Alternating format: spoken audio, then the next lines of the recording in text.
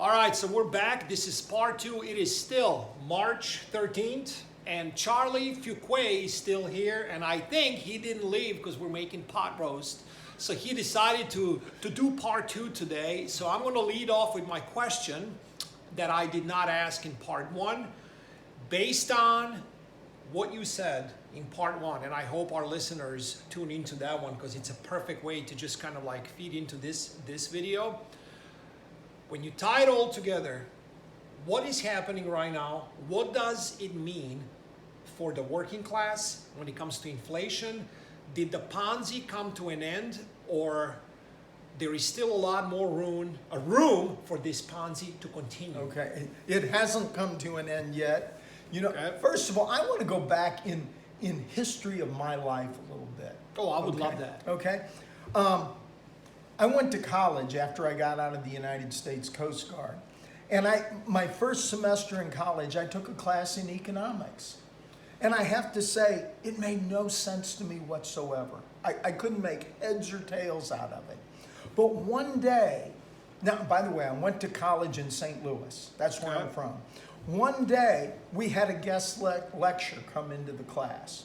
And his name was Daryl Francis.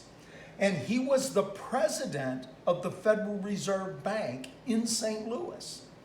And my professor was a Keynesian economist. Now, I don't know how many people know what that means, but I talked about Keynesian economics a lot on this channel. it means you're stupid. That's the best way to describe it. And corrupted to the core. Yeah. So maybe both, right? Yeah, Keynesian economics, it doesn't make any sense because it isn't any sense, okay? Anyway, my professor was a Keynesian economist, and nothing he said made any sense. But he invited this guy in that was a friend of his who was the president of the Federal Reserve Bank. And there is a Federal Reserve in St. Louis. There correct? is. Okay. I visited. I've been there, okay? Anyway, he was not a Keynesian. He was a monetarist. Now, he started telling us things that really started making sense to me. And the first thing he said was, inflation is not caused by labor unions striking for more money. It's not caused by Arabs charging more for oil.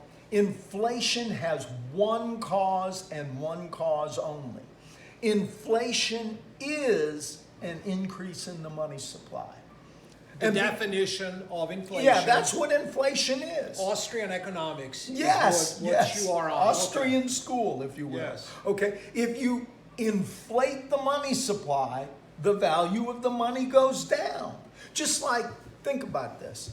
If somebody discovered a gold mine that had more gold than the world had ever seen, and they flooded the market with gold, the value of gold would go down. It's supply and demand.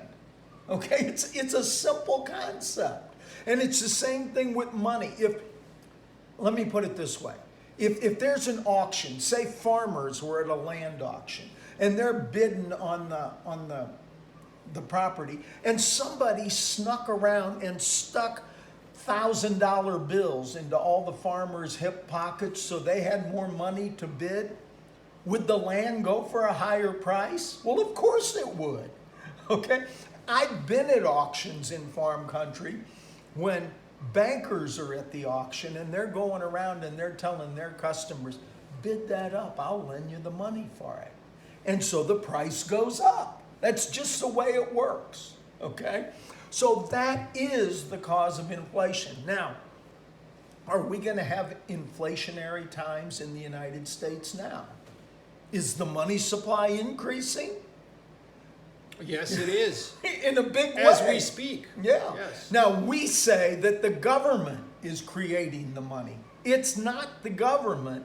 It's the privately owned Federal Reserve banking system that's creating the money. But the fact is the money supply is increasing, so the value of the money is going down. So if you've got money in a savings account, you might as well bury it in a jar in the backyard.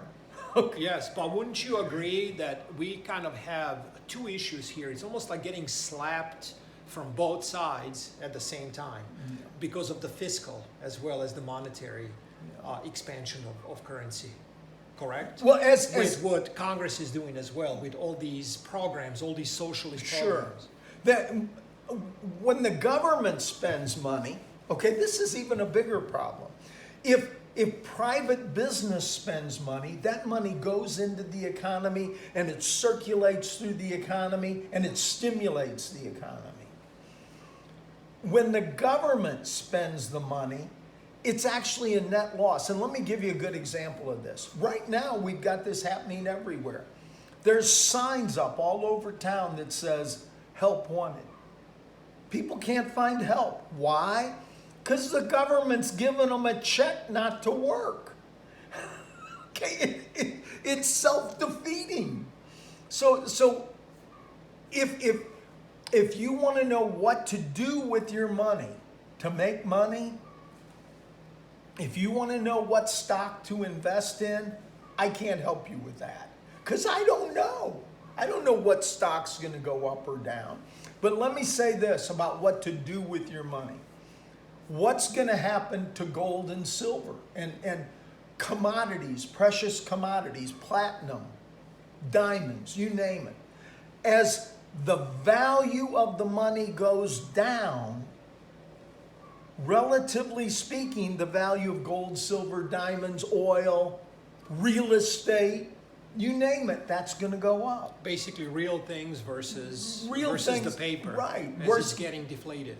Exactly right. As commodities are inflating. So what I tell people, and I'm not a well, maybe I am, but I'm not a really a rich man, but I believe you need to diversify. Own some gold and silver. Have something in the stock market. Own some real estate. Okay? Those are real assets that they have to go up in value as the money goes down in value. Because the dollar is headed for zero. It's just a matter of time. And we're just out here waiting when it can happen overnight. Because they say it happens slow and then all at once. It can. Yeah. But remember this, since 1913, when the Federal Reserve was started, our money has lost over 95% of its value. Compared to gold. Yeah, compared or just to any gold. commodity you want to compare it to. It's the buying power of the dollar has lost over. It's probably closer to 98% now. Yeah, we're down to the last percent or two Yeah. right now. I had a chart on that. I'll show you later. That's exactly what it shows from 1913 to now. Yes. Okay, now, particularly with what's going on right now, I think the biggest thing that's going on worldwide right now is the war in Ukraine. And the reason that has a tremendous effect on our economy is, number one, we're sending them money like it's water. And so we're inflating our currency to finance the war in Ukraine. That's hurting our economy. But also, think about this. Biden says, I'm going to put an embargo against Russian goods. Well, who does that hurt? Us again. You're a farmer, right? Have you priced fertilizer lately? More like rancher because I got cattle. Okay, but have you priced fertilizer lately? It's up about 50% since that's last year when it comes to like feed and stuff like that. I went to the local co-op here in Batesville and I said, have you got any ammonium nitrate? And the guy said, oh yeah, we got it, but nobody will buy it. I said, what do you mean nobody will buy it? You know why. It's too expensive. Nobody can afford it. So we are watching the currency deflate. Yeah. We're watching because of the monetary and fiscal. Okay. I just wanted to check on how much time. We got a little more time. I'd like to pick your brain while you're here. Okay, go ahead and a little pick. longer. Yes. Go ahead. I would like to finish off with one last question, and that is, do you believe we're going to see, this is someone I picked up from Bill Holter. I don't know if you heard of him. I followed for a while. He's the one that broke it down to about 4 or 5 years ago. I heard one of the interviews with Bill Holter, and he said we're going to see inflation in the areas that we need, keywords need, which is, of course, food and energy, right? Let's just stick Yeah, with food. that's the two basic needs. And then we're going to see deflation in the areas that people own, which is 401ks / savings, overall stock portfolio, which is starting to crack now, 10, 15, 20% down. Some are way, way lower, right? Bonds, and he did mention real estate in this one. So it's one of those scenarios where really maybe it happened back in the day. As you're a historian, you would know a little bit more in the 70s, but I don't want to overload this question. But do you believe in this thesis that I see kind of playing out, just like Holter mentioned, inflation in the areas of the things you need, while we're having at the same time deflation in the areas that we own? So you're basically losing both ways. Would you agree with that? I think that's right. Okay, but let me say this. You would expect when the money supply is expanding that the price of stocks should be going up because there's more money out there to buy stocks, right? But that's not what's happening, is it? And why is that? Because the money is not going to people that buy stocks, okay? To buy a stock, you've got to have excess money, right? The money is going out to welfare recipients. And what do they buy with their money? Well, mainly drugs. To survive, yeah. Okay? Yeah. Mainly drugs. And it's going to Ukraine. So if our money's going to Ukraine in high dollar munitions that are being destroyed, okay, then it's not here to prop up the stock market. So in a time when the stock market should just be going through the roof, it's still not, is it? Do you believe since the Fed Reserve, I guess this would be the last question, since the Fed Reserve started tightening, which started in March of 2022, which we are now right at 1 year anniversary of QT, quantitative tightening, versus easing, meaning just let's give free money to everyone. Do you think that has a lot to do with it? Okay, well, first of all, I want to say it's not really free money, but what is the Fed doing? They're actually raising interest rates. That's what they're doing. So they're making money, they're making borrowing more expensive. Now, let's just say I want to go buy a house. When the interest rate to buy a house was 2 or 4%, I can buy a lot more house and spend a lot more money than I can when the interest rate is 6 or 8%, because so much of that is going to interest and not to buying house. So what happens? You saw this. Housing prices all over the country were just through the roof. Well, it's been, I don't know what, about 4 months ago? That's over. Yeah, you can see there are cracks in the real estate. And where is it over mainly? Well, the first place it's over is New York, Chicago, and California. And why? Because people are fleeing those places like crazy. Why? Because you could get killed there. I mean, it's not safe. So people are fleeing those places. So housing prices are still a little bit higher in rural areas like where we live, and places like that. But even there, they're down because the interest rate is up. So that higher interest rate makes people less willing to borrow money, or less able to borrow money.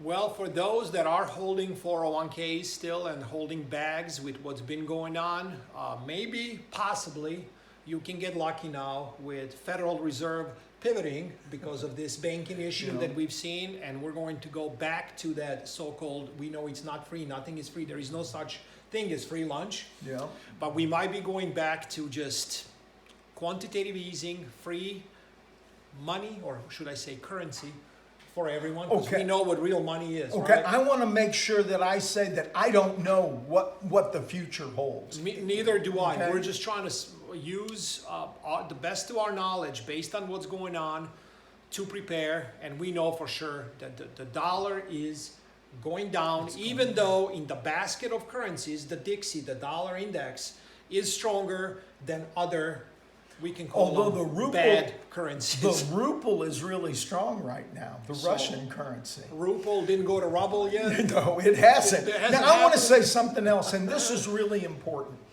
I know a guy that's a financial advisor, advises me sometimes, and his chief saying is, you'll never win betting against the United States. He said that for years. I think that's changed. And why has it changed? See, the United States was the world reserve currency, has been for years. It was Still is. Well, I don't No. think it is. I think it's over. I don't think we've felt the full impact of that. But China, Russia, Saudi Arabia, Brazil, several other nations are looking at a different basket of currencies to replace the dollar. When Saudi Arabia said, we are now going to sell oil for things other than the dollar's over. That's what has given us buoyancy in the dollar for, gosh, how many years? I can't tell you how many years, but that's over. Basically, they decided to go with a different military industrial complex, not United States, because that's what petrodollar Well- is, right? With the big guns pointing at and for protection. You know, I want Right? to say this. For years, the bankers have used the let me back up. Before the United States, the country that the bankers used to dominate the world was Great Britain. Then that switched to the United States. We have been the country that the international bankers have used to dominate the world. They have announced through Klaus Schwab that now the country that they're using to dominate the world and that will dominate the world will be China. Okay? China is the model. That's where there's a few multi-billionaires that control everything and everybody else are slaves. Expendable slaves. That's the model that the international bankers are headed for. And they want war between the United States and Russia so both countries can be destroyed and so China can move in and take over the world. That's the plan. That's the plan. So you are on the camp, because there is always, there is like two camps, right? United States is going to come out victorious again. China is going to take the short end of the stick. And you are, I also believe, unfortunately, that you are correct. And I understand that United States, when it comes to resources, is way better positioned than China. Yeah, but you know, if you combine China, Iran, Russia, Brazil, That can be okay, intertwined more. okay, they're more powerful than the United States. Yeah, I do have to agree with you on that. I think United States is in for a rude awakening. It is going to be, Piper has to be paid for all this inflation of currency, what they've been doing. And we, the people, got to pay the price, as always. Yeah. The big banks are going to get bailed out by They're us doing it right now. as we speak again. And inflation is going to get worse. I agree, and I do still believe that the whole Bill Holter's analogy with inflation, it is all by design in order to destroy the middle Yeah. class, whatever is left of it. It is, so you got to do whatever you can to protect yourself and your family by, like you said, owning some real things. And to add this, a lot of people will say, well, it's easy for you to maybe talk about gold, to buy gold. It's $2,000. Right now it's almost $2,100 just to have it delivered. For an ounce, because of the premiums are already going up again. You can get silver for maybe $25 delivered to you. You can start with one coin. You can get a gram of gold, which is always usually compared to 1 barrel of crude oil. That's Yeah. the metric that's very interesting. So 1 little gram that you can literally hide under your pinky nail is worth approximately 1 barrel of crude oil. Yeah. So instead of going to Starbucks, instead of buying maybe cigarettes, whatever you're doing, you might want to set aside $100 here and there and start protecting yourself while you still can. Because when the rush happens, when this is, I've lived through it, I've seen it. Mm-hmm. When the masses hit the panic switch, because you can't control human nature, You can't stop it. And there is going to be no deliveries. It's going to happen. And I believe that the premiums on gold and silver are going to be the new spot price. Yeah. That's what I Gold believe. and silver is always going to have value. Yes, and when I go back to finish the video off, I think it's important for a lot of people to understand what I mean by premiums are going to be the new spot price. When we had the COVID nonsense, was in March 2020 when markets crashed close to 40% for the major indexes. You could not get silver dropped to $12, just under 12 per ounce. But you could not get it. You had to be on a wait. You were waiting to receive it maybe a month or two. If you are pretty close with your dealer, maybe way less. But you were paying basically 100%, almost 100% premium. It was $21 or $20 per coin when it was at 11. Right? So that's what I think is going to happen now. Well, let me ask you this. How many dollars per ounce is gold going to cost when the dollar's worth zero?